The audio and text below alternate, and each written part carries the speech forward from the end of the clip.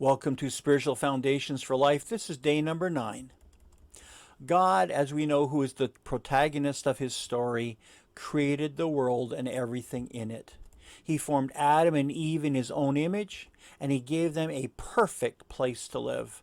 They lacked nothing because God had provided for all of their needs. But it wasn't long before the enemy of God, the antagonist in our story, slithered into the garden and challenged Adam and Eve, challenged their God-given rulership over the earth. Throughout church history, the serpent has been identified as Satan, or at least a beast possessed by Satan.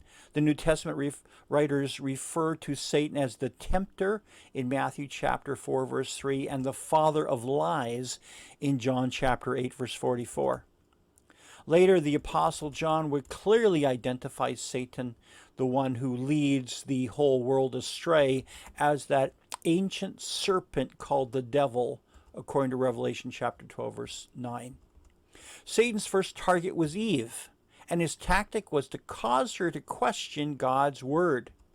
So Satan asked in Genesis chapter 3, verse 1, "Did God really say you must not eat from any tree in the garden?" Eve responded in Genesis chapter 3, verse 3, "We may eat from the trees in the garden, but God did say you must not eat fruit from the tree that is in the middle of the garden, and you must not touch it, or you will die." Immediately, Satan corrected her in Genesis chapter 3, verses 4 and 5. "You will not surely die, for God knows that when you eat of it, your eyes will be opened, and you will be like God, knowing good and evil." Did you catch what Eve added to God's word when she said, "And you must not touch it or you will die"? See, this is often how deception works. We are deceived to either subtract from God's word or to add to God's word according to what we feel is good and true. And to have knowledge of good and evil means that means to be the one who determines what good and evil is and what is true or untrue. And so when Adam and Eve chose to eat the forbidden fruit, they were in effect saying, we reject the idea that God is the only one who determines what is right or wrong. We will determine for ourselves what is good for us.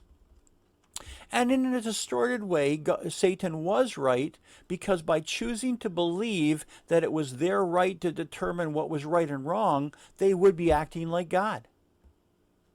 The immediate consequence of Adam and Eve's rebellion was spiritual death, for their souls were no longer in union with God.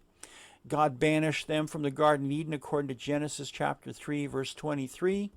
And because they no longer had access to the tree of life, physical death would soon follow. Every descendant of Adam and Eve from that day forward would be born physically alive, but spiritually dead, according to Ephesians chapter 2, verse 1. No longer would they have the presence of God in their lives, nor the knowledge of God's ways.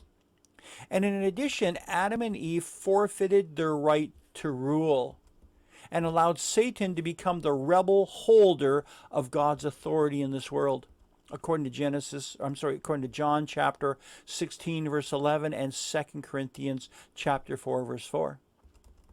Satan thought that he had thwarted God's plan, but God responded by promising that one day a future descendant of Eve would crush Satan.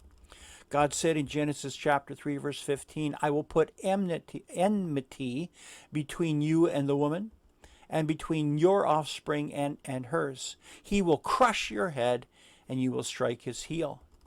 So God said that Satan would inflict damage on the people of God, but the seed of the woman, a future ancestor, would strike a fatal blow by crushing the serpent's head.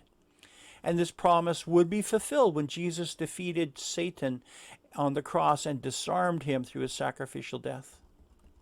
Our key point today is that Satan's main goal is to tempt us to live independently of God.